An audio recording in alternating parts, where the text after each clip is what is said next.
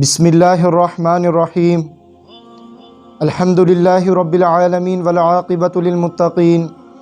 الصلاة والسلام علی سیدنا امام الانبیاء والمرسلین اما بعد فاعوذ باللہ من الشیطان الرجیم بسم اللہ الرحمن الرحیم قال رسول اللہ صلی اللہ علیہ وسلم خیرکم من تعلم القرآن وعلمہ او کما قال علیہ الصلاۃ والسلام۔ ابھی کل ہی کی خبر ہے کہ مجھے سوشل میڈیا کے ذریعے سے اور ایک دو دوستوں کے ذریعے سے پتہ لگا کہ ملتان میں ادھر تلمبہ میں قرآن پاک کی بے حرمتی کی گئی، اس کو جلایا گیا۔ تو مجھے یہ خیال گزرا کہ میں بھی اپنے خیالات کا اظہار کر کر لوگوں کے دلوں میں قرآن کی محبت کو اجاگر کروں۔ آج کل کے زمانہ دور کے اندر قرآن پاک کی بے حرمتی دو قسم کی ہو رہی ہے۔ ایک یہ کہ اس کو نہ پڑھ کر اور اس پر نہ عمل کر کر دوسری حرمتی جو کل تلمبہ کے علاقہ میں پیش آئی کہ ایک دوسرے علاقے کا شخص آ کر نماز پڑھتا ہے اور نماز کے بعد آ کر قرآن کو آگ لگانا شروع کر دیتا ہے، اور میں نے دیکھا اور سنا کہ لوگوں نے اس کو وہیں پر جہنم واصل کر دیا۔ خوش آئند بھی کہا جا سکتا ہے، مگر حکومت کی نظر میں یہ قانون کو اپنے ہاتھ میں لینا تھا۔ اللہ رب العزت کی ذات نے قرآن پاک کی حفاظت کا وعدہ خود اپنے ذمہ لیا ہے۔ کوئی مائی کا لال دنیا میں قرآن کی قیمت کو کم نہیں کر سکتا، کہ قرآن کی قیمت یہ ہے کہ اس کو پڑھنے والا سب سے پہلے میرا رب العزت کی ذات خود ہے، اور پھر حضرت جبرائیل علیہ السلام کے ذریعے سے اللہ نے محمد مصطفیٰ صلی اللہ علیہ وسلم کے سینہ اطہر پر اتارا۔ یہ قرآن ایسی عظیم کتاب اور ایسی کریم کتاب کہ میں سوچ بھی نہیں سکتا کہ کوئی اس کو جلانے کا سوچے گا، اور سوچتا نہیں، اس نے اپنے خیالات پر عمل بھی کیا۔ اس نے قرآن پاک کو جلانے کی کوشش کی، بلکہ اس کو جلایا۔ کچھ عرصہ پہلے ایک الیاس نامی شخص نے ناروے کے اندر قرآن کی حرمتی کرنے والے شخص قرآن کو جلانے کی جب کوشش کی، اللہ رب العزت کی مدد کے ساتھ اس شخص نے اس کے آ کر لات ماری اور وہ قرآن پاک جلنے سے بچ گیا۔ میں ایک حدیث پڑھ رہا تھا کہ رسول اللہ صلی اللہ علیہ وسلم نے فرمایا کہ قرآن کو اگر چمڑے کے اندر رکھ کر جلایا جائے تو نہ جلے۔ ایک اللہ والوں کا واقعہ میں پڑھ رہا تھا کہ جب سب سے پہلے سفر کرتے تو سب سے پہلے قرآن کو اندر داخل کرتے۔ مثال کے طور پہ میں اگر کسی کے گھر جا رہا ہوں، پہلے قرآن جائے گا پھر میں جاؤں گا۔ اسی طرح وہ ایک ٹرین کا سفر کرنے لگے تو کہنے لگے کہ قرآن آ گیا، تو مریدوں نے کہا کہ حضرت قرآن تو آ رہا ہے، آپ بیٹھیں۔ کہنے لگا میں اس ٹرین میں نہیں جاؤں گا، ادھر پہلے قرآن آنا چاہیے تھا۔ تو وہ جو ساتھ سفر کر رہے تھے وہ بڑا ہنسے کہ چلو جی مولوی نو چنگی پہ گئی ہے، قرآن پہلے نہ رکھے تو موڑا آپ آسی۔ تو وہ قرآن پاک کو جو تھا نہیں رکھا، تو وہ ٹرین سے اتر گئے۔ اب جو دوسرے لوگ تھے وہ ہنس رہے تھے، ان کا مذاق اڑا رہے تھے کہ یار یہ عجیب بات ہے کہ جو قرآن پاک ہے اس کو پہلے رکھو اور پھر اندر آؤں گا۔ کچھ دیر بعد جب ٹرین چلی گئی، وہ حضرت دوسرے ٹرین سے آئے،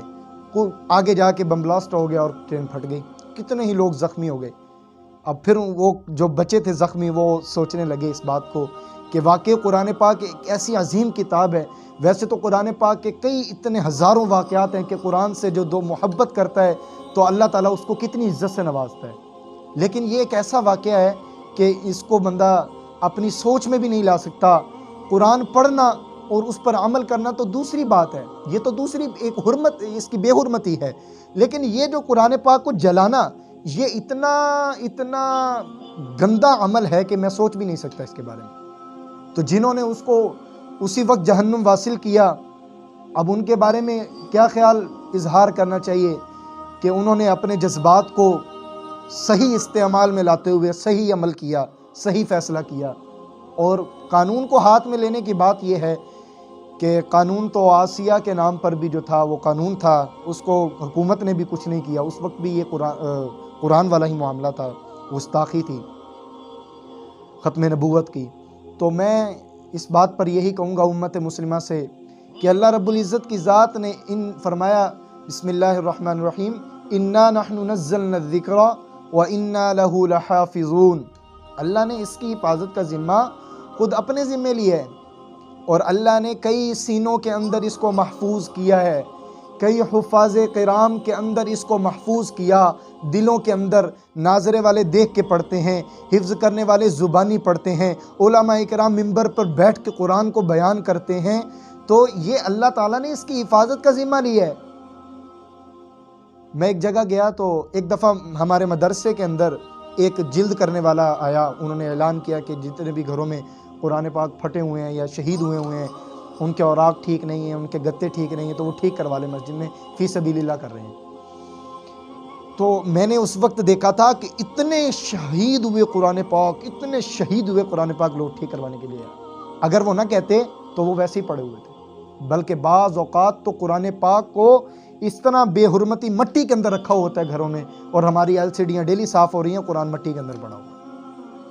تو گزارش تو یہ ہے کہ اللہ رب العزت کی ذات کی کتاب کی قدر کی جائے، اس کو قدر سب سے پہلے تو اس کو پڑھنا ہے، اس کی پہلی قدر یہ ہے کہ اس کو پڑھنا ہے، جیسے کہ میں نے پہلے حدیث پڑھی ہے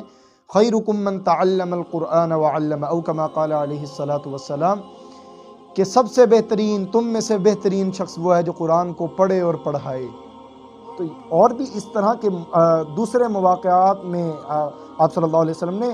دوسرے موقع پر جو ہے دوسری اسی طرح کی حدیثیں بیان کی ہیں۔ تو یہ بھی ایک حدیث میں اس موضوع پر لانا چاہتا تھا کہ قرآن پڑھنا اور پڑھانا یہ بھی بہت عظیم عمل ہے، مگر جو قرآن پاک کی بے حرمتی کل تلمبہ شہر کے اندر، گاؤں کے اندر نظر آئی ہے، ایسا حکومت کو بھی نوٹس لینا چاہیے اور عوام الناس کو بھی اس طرح کے قسم کے واقعات کا نوٹس لینا چاہیے کہ مشکوک